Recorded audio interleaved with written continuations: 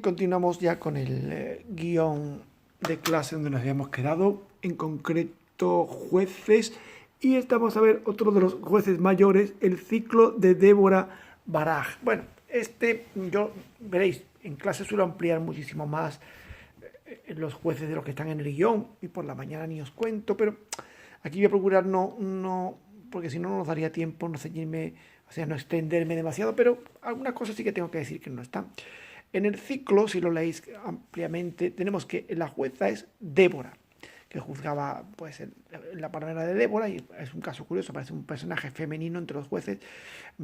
También explico muchas veces la gran importancia de los personajes femeninos en el Antiguo Testamento. Aquí me da poco tiempo, pero valga como ejemplo el hecho de que hay un gran peso, una gran importancia de personajes femeninos en el Antiguo Testamento que no tiene ni punto de comparación con otros libros sagrados como por ejemplo el Corán. Nada tiene que ver, la mujer tiene una relevancia importante en los textos veterotestamentarios, en los libros históricos, ¿no? Bien, pues Débora es la jueza y Baraj va a ser el líder militar. ¿Por qué ese desdoblamiento? Bueno, pues ese desdoblamiento se produce porque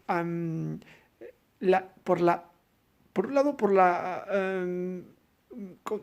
digamos, ¿cómo lo diría yo? No, pues sí, por el planteamiento cultural israelita y próximo oriental, en el que las mujeres de por sí no tienen un rol militar. En la mitología griega, sí, aparecen las amazonas que tienen un rol militar y combatían, pero eran personajes, como diríamos, casi desnaturalizados, porque fijaos, la tradición decía que se cortaban los senos para poder combatir y bien, prácticamente se asimilaban a varones en su aspecto para poder combatir, ¿no? O sea, se quitaban pues lo que entre comillas les estorbaba. Eran personajes míticos, por tanto, pero no había la idea de la mujer con funciones militares en el Próximo Oriente. Sí que hace falta un personaje que vaya a ejercer el rol militar. Débora es la jueza, Débora es la que recibe el mandato de Yahvé, pero eso lo tiene que encomendar a Baraj. Es decir, hay una inadecuación inicial. La primera inadecuación es que Débora es la portadora del mensaje de Yahvé de salvación, después de que los israelitas han pecado y se han arrepentido, pero no puede hacer frente militarmente a la empresa que Yahvé le encomienda. Así que hay una primera inadecuación. Segunda inadecuación, tiene que recurrir a un personaje, en este caso a Baraj, que sí es un soldado que va a poder hacer esta empresa militar, pero también es inadecuado. ¿Y por qué es inadecuado? Porque cuando Débora le dice que Yahvé le ordena que vaya al Tabor y aliste a la tropa, él dice, si vienes conmigo voy, si no vienes conmigo no voy. Es decir, el supuesto héroe es un cobarde que se esconde debajo de las faldas de una mujer. Por tanto, los autores han previsto bien una doble inadecuación en la que la victoria será de Yahvé y estará garantizada. Todo esto está tejido en una magnífica trama. Empieza con una mujer el relato y termina con una mujer. La mujer era la portadora del designio salvífico divino, pero no podía llevarla a cabo militarmente. El hombre que lo puede llevar va a ganar la batalla, pero al ser un personaje inadecuado, porque es un cobarde, digamos, la apostilla final, la guinda de la victoria, no la va a proporcionar una mujer. Ya él, la mujer del Kenita, comienza con un personaje femenino y termina con un personaje femenino que va a ser la que va a matar de ese modo brutal. Así Sara, con un clavo en la sien, un clavo de la tienda, una poste de la tienda, mientras dormía agotado, refugiado después de la batalla. El texto os recomiendo su lectura porque si no, no se comprende bien el tema. Por tanto, un personaje masculino que lleva a cabo la batalla y dos personajes femeninos, uno al comienzo y otro al final, que inician y culminan la acción. El relato de Débora Baraj se encuentra en los capítulos 4 y 5 de Jueces, articulado en dos relatos distintos. Uno en verso, que es la batalla del Monte Tabor, uno en prosa, que es la batalla del Monte Tabor, y otro el canto de Débora del capítulo 5. Bien.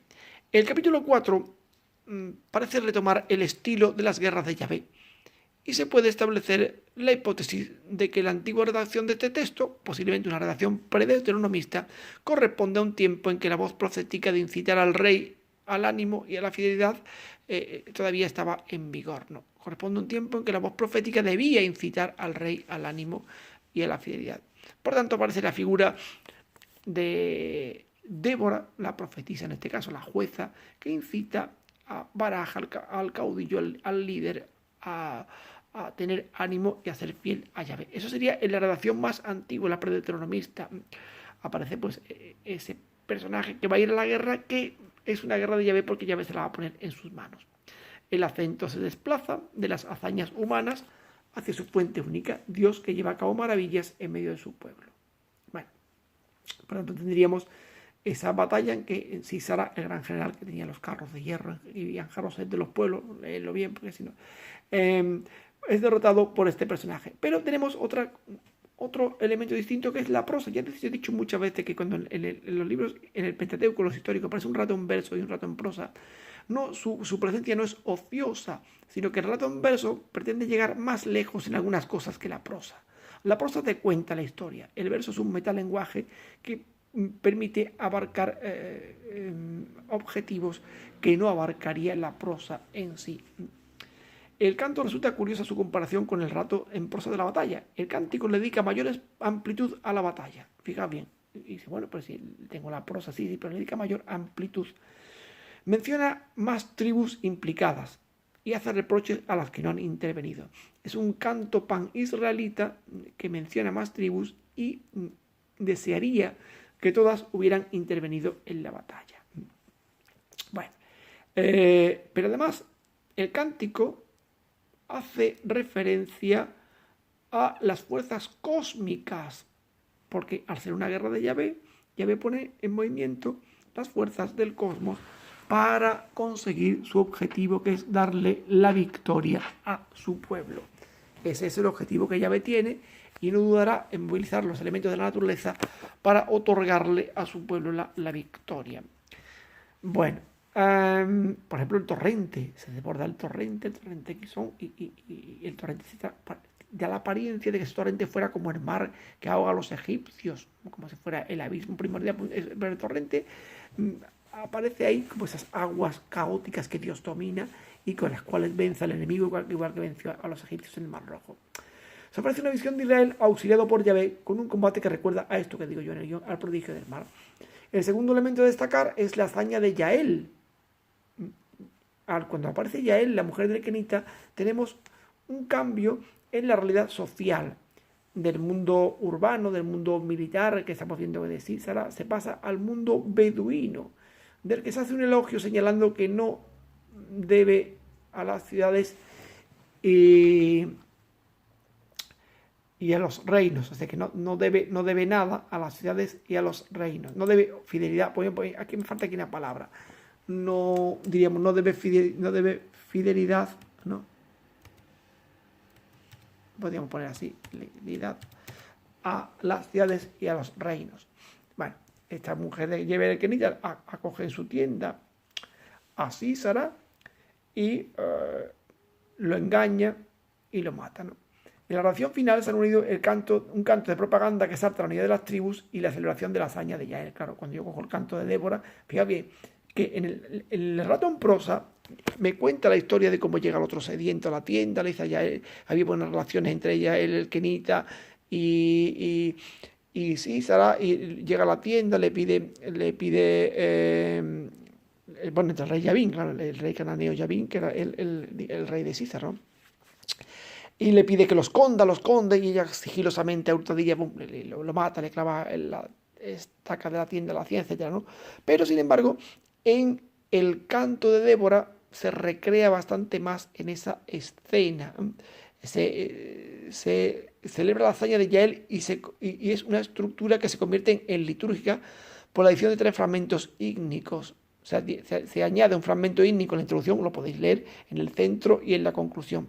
Es decir, tal estrategia pretende desplazar el acento de las hazañas humanas hacia su fuente última, Dios, que lleva a cabo maravillas en medio de su pueblo.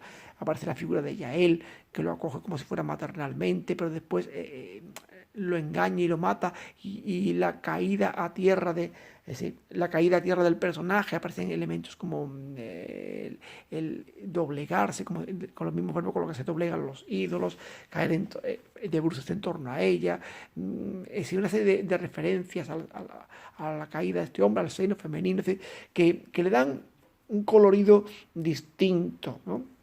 Y al final incluso el autor entra en la psicología de otros personajes distantes, la madre de Sísara, que se supone que está esperándolo, pero que no le traerá el botín y que empieza a barruntar que su hijo ha muerto. No, esa es muy interesante leer esa última parte del himno porque es mucho más colorido, es mucho más intenso y abarca campos que no abarcan los demás, ¿no? Dios domina el horizonte histórico, la figura de Sísara que muere en la tienda y la figura de la madre que le espera, pero que intuye que no volverá, ¿no?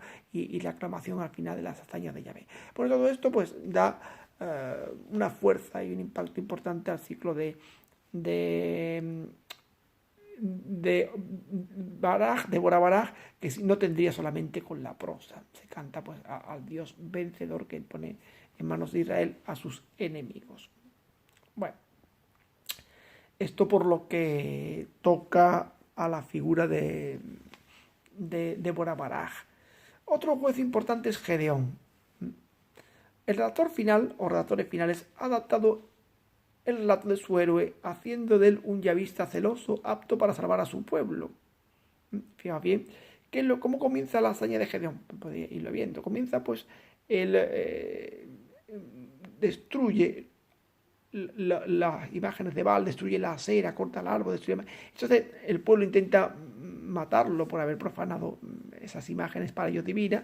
Su padre lo defiende y amenazando a los otros habitantes y le pone el segundo nombre que llevará a Gedeón, que es Jerubbaal, el que ha luchado con Baal, ¿no? Que Baal tenga, si él ha luchado contra Baal, que sea Baal el que se defienda solo y plantee el pleito contra él, ¿no? Eso lo vais leyendo en el texto y lo vais viendo. Pero este yavista celoso es curioso porque empieza combatiendo el baalismo y al final acabar haciendo una estatua votiva y un efod que parece poner en riesgo el yavismo que él ha defendido tan celosamente, en riesgo de idolatría. Es decir, comienza bien luchando contra el sincretismo religioso y parece terminando cayendo en él. Es esa manera que tienen los autores de expresar, primero, un personaje inadecuado, que lo veremos también de otra manera, y segundo, un círculo vicioso en el que los jueces salvan al pueblo pero no pueden detener la espiral de decadencia que lo atenaza y que lo va precipitando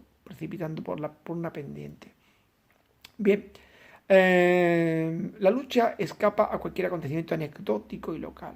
Prefigura la lucha siempre presente entre Israel y las naciones paganas, ¿no? También tenemos el cambio final, el cambio de nombre final, que también, como decía yo, hace referencia a una lucha, como aquel cambio de nombre de Jacob en el Yabok, en la lucha contra Kerser, pues el haber luchado contra Baal le acarrea la figura del cambio de nombre. Bueno, ¿por qué es un personaje inadecuado Gedeón? Pues es un personaje inadecuado porque si Baraj era cobarde, este es desconfiado, un hombre que tiene que tener fe, pide numerosas pruebas. Le pide que le acepte un sacrificio, después le pide la famosa prueba de la azalea, si queda mojada la azalea y el suelo no, después al revés, si queda el suelo y la azalea no. Es decir, va poniéndole muchas pruebas de que va a salvar a Israel por su mano. Pero es un personaje dubitativo, cuando se lo encuentra, cuando se le aparece el ángel del Señor en el lagar, ya empieza diciendo, pero si yo soy el más pequeño de mi familia es la más pequeña, es el más pequeño de mi familia, etcétera, etcétera, Manasés, tal. Sí, su aspecto es dudar, su característica fundamental es la duda. Después le propone eso a Yahvé, que la guarde hasta que le ofrezca un sacrificio.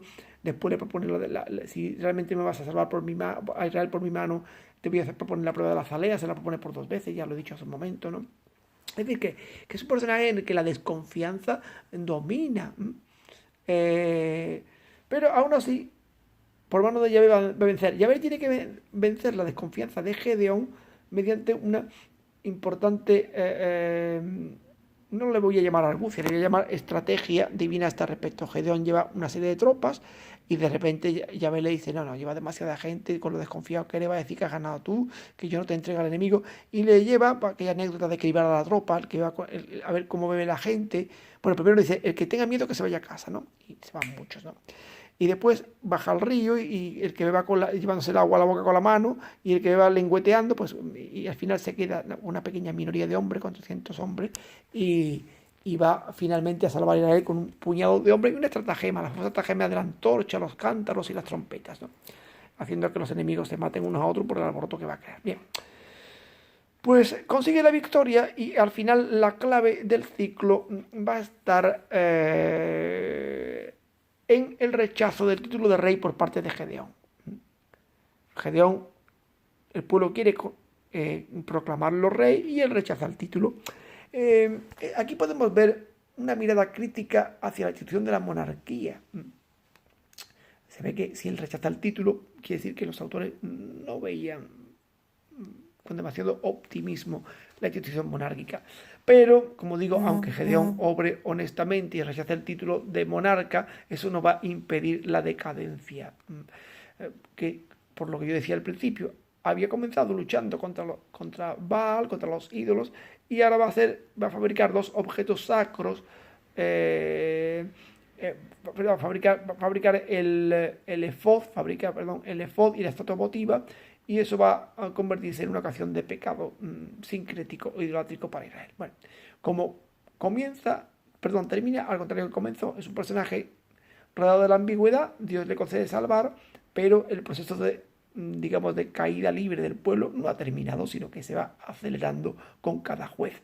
Ahí tenemos un poco todo lo que vais a ver. El próximo día ya veremos Jefté y iremos viendo poquito a poco todos estos jueces a lo largo de la semana, ¿de acuerdo? Bueno, pues que tengáis un buen estudio. Cualquier duda que tengáis que plantearme, ya sabéis los cauces convencionales para hacerlo, y espero que os vaya bien con todo esto. Hasta la próxima.